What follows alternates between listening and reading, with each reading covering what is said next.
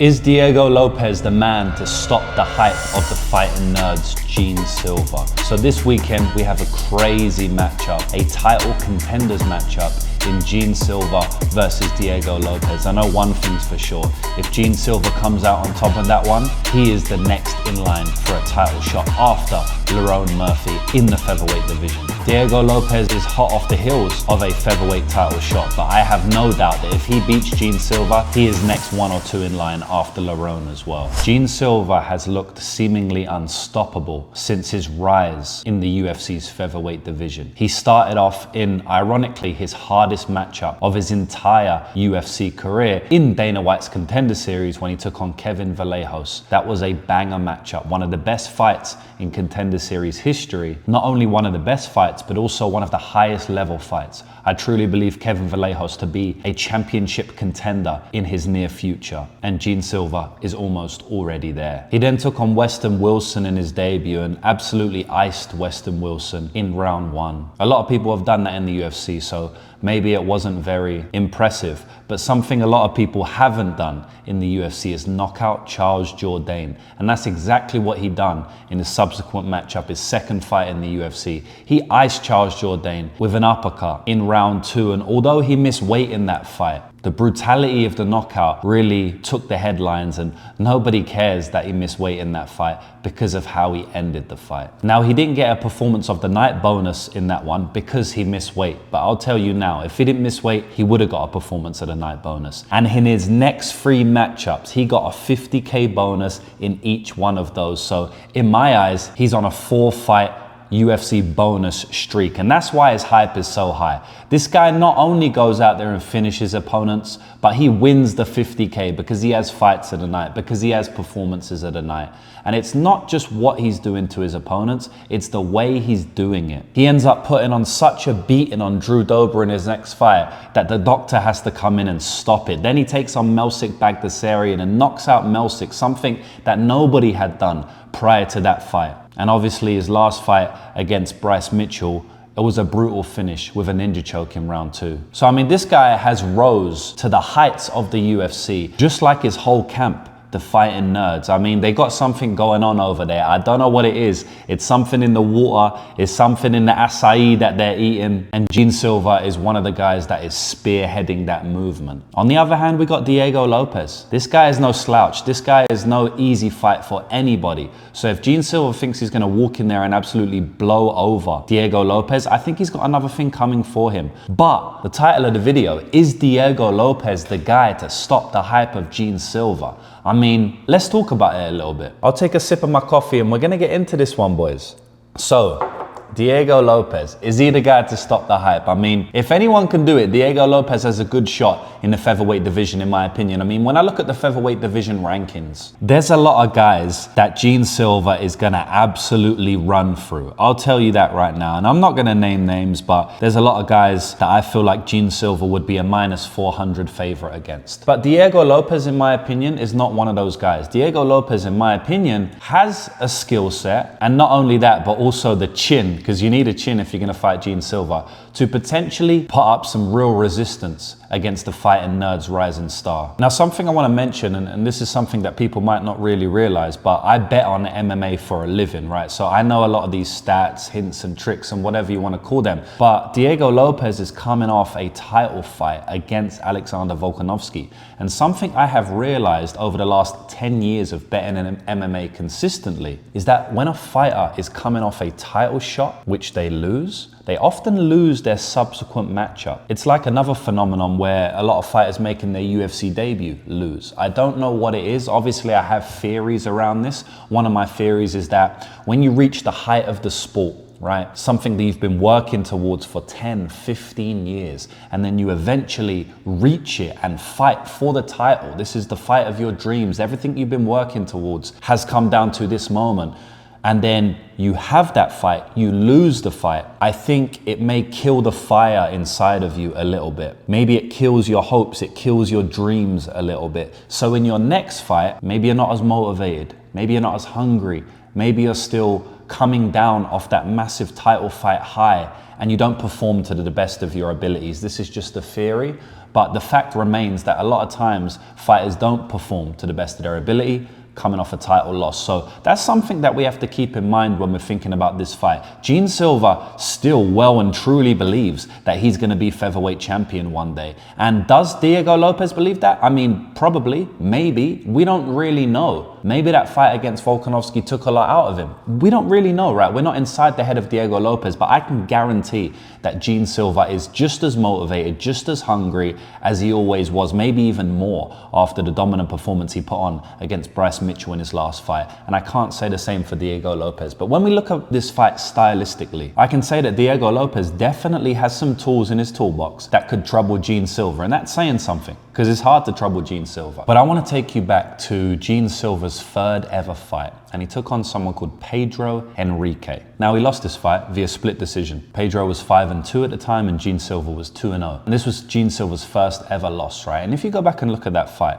and by the way, this fight was in the bantamweight division, right? So Gene Silva's put on a lot of muscle, put on a lot of weight since those days. But Pedro Henrique basically won the fight by taking all of Gene Silva's shots, tanking the shots, and just walking him down, you know, kind of disregarding the power, especially in the later rounds, in round 2 and round 3, walking him down, pressuring Gene Silva, taking his shots and landing shots of his own. Something that we have seen nobody do outside of maybe Drew Dober, and we're going to touch on that fight in a minute. But the guy who gave Silva his first loss, Pedro Henrique, was able to take the shots, walk him down, and even get a takedown of his own in the final seconds of that round. A very dominant takedown as well. He ended up winning the fight via split decision. It was definitely a close fight. But the reason I say that is because what I like to do in MMA analysis and MMA betting, which is, again, what I do for a full-time profession, is I like to see how fighters have lost before. Now, it's very hard to do that with Silva because he only has 2 losses, and you have to go way back to May of 2017 to do that. But the way he was beaten that one is, I believe, to this day, the way you still beat him, right? It's take him down once or twice. We see Charles Jourdain get a couple of takedowns. Let's not forget that. Tank his shots, right? I mean, you're going to have to, because you're definitely going to walk onto some big shots, right? We saw Kevin Vallejos do that, and he made the fight close at times. Round one clean. We saw Drew Dober do that. He made the fight close at times, right? So you have to take his shots, walk him down. You have to have elite cardio. And like I said, take him down once or twice. And I do believe that is the blueprint to beat Gene Silva. The issue is it's just so hard to do so. I mean, that blueprint isn't like cut and dry either. It's not like I can guarantee that if you take Gene Silva's back, he has bad rear naked choke defense and you can choke him out, like a lot of fighters in the UFC. It's not like I can say, if you can defend Gene Silva's takedowns, you're gonna knock him out on the feet. It's not a clear-cut way to win. Someone like Yair Rodriguez, who is in the featherweight division, a clear-cut way to beat him is to take him down, right? Take him down, brutalize him on the ground. He's lost fights like that multiple times in his career. We know how to beat Yair Rodriguez, right? You don't really know how to beat Gene Silva. I mean, I think that's the blueprint, but the guy's improved so much since those days that it's kind of hard to say. But I do think Diego Lopez has some skill set to do that. And what I mean by that, he's got an elite chin, right? Now, in round 1 and round 2 of the Volkanovski fights, he took some big shots. He actually got wobbled not once, but twice, right? When I was thinking about that fight before I rewatched it for my tape analysis for this upcoming fight, I thought that Volkanovski only hurt him once, and I actually bet on Volkanovski in that fight, but it just shows you how bad your memory is and why you have to rewatch fights if you really want to make a living betting on MMA, because you just forget things. I definitely do. But Volkanovski hurt him not once, but twice, right? And he didn't hurt him massively, right? But he definitely wobbled him, and I feel like someone like Silva can probably replicate that. You know, whether it leads to a KO or not is a whole nother discussion, because Lopez really has a chin from hell. But he did get rocked twice by Alexander Volkanovski, once in round 1 and once in round 2. We go back to his Dana White's Contender Series fight against Joanderson Brito, and there's 50 seconds left in round 1, and Brito hits Diego Lopez with a massive left hook, right? That turns his jaw all the way around. Now, I'm not gonna lie, he ate that like it was nothing, right? But it still shows me that he can be hit. But it shows me that he does have an elite chin. And what did I say? One of the keys to beating Gene Silva is to have an elite chin and just take damage. And Diego Lopez definitely takes damage, but he definitely has an elite chin. So you can look at this 2 ways. You can look at it and say, man, if you're getting hit clean by Volk and Joanderson Brito, you're gonna get hit clean by Gene Silva. But you could also look at it and say, you've got an elite chin, so you might be able to take the punishment that Gene Silva is going to dish out. So we've kind of confirmed that Diego Lopez does have one of the keys to beating Silva, which is having an elite chin. The other key is elite cardio and the ability to press late and some grappling chops. We know he has some grappling chops, so I'm not going to go too deep into that one. But let's talk about his cardio, because honestly, before the Volkanovski fight, I thought Diego Lopez cardio was a weak point of his game. Right? I didn't think he had the worst cardio in the world. I know he has good cardio, but I did think it was one of the weak points in his game. And I actually bet on Alexander Volkanovski against Diego Lopez in that fight. And one of the reasons I did it, not only, but one of the reasons was because I thought as the fight went into the round 3, round 4, round 5, Alexander Volkanovski would start taking over and potentially break Diego Lopez late. But that didn't happen. In fact, the opposite happened. Diego Lopez was having big moments late in the fight. In the later rounds, Diego Lopez hurt Alexander Volkanovski pretty badly. And he was actually the one pressuring and pushing the pace late in the fight, which I was very, very intrigued and confused by, because, you know, going back and watching his previous career, he kind of slowed down in some of these fights. So if he rocks up to this Gene Silva fight with the same cardio he had in the Alexander Volkanovski fight, and that was a 5-round fight, and this is a 5-round fight as well, then man, if he's able to take some shots with that chin we mentioned, I definitely think Diego Lopez can do some stuff late. He can potentially pressure Gene Silva late. Gene Silva's cardio, I think, is very good, but it's still more of a question now than Diego Lopez's cardio. Diego Lopez has fought the best in the division, right? Way better fighters than Gene Silva has been in there against, right? And his cardio was kind of shaky, but then massively held up against Volkanovski. So I'm comfortable to say that Diego Lopez, if he doesn't die, is going to be able to be pressuring late against Gene Silva. He might just be tanking shots because Gene Silva also has elite cardio, but it's still a question mark. One thing he does need to be worried about, Diego Lopez, is Gene Silva's tactics in the octagon. I mean, this guy has done this throughout his entire career, by the way. He points outside of the octagon, tries to distract his opponent, and then lands huge shots. I mean, go and look at the Melsik-Bagdasaryan fight. Before he gets the KO, what does he do? He points outside the octagon. You see that Melsik kind of gets a bit shook from it, and 30 seconds later, the guy is iced, almost unconscious on the canvas. He does it to Drew Dober as well. In round 2, he points to his coaches or the fans or something and lands a huge shot on Drew Dober's chin. Drew Dober just happens to eat it. Now, to summarize this fight, lads, I've made a case that Diego Lopez could trouble Gene Silva, right? And I truly believe he can with the skill set and tools he has in his toolbox. But ultimately, when I break this fight down, when I look at this fight, I do think that Gene Silva is a step above in the striking, right?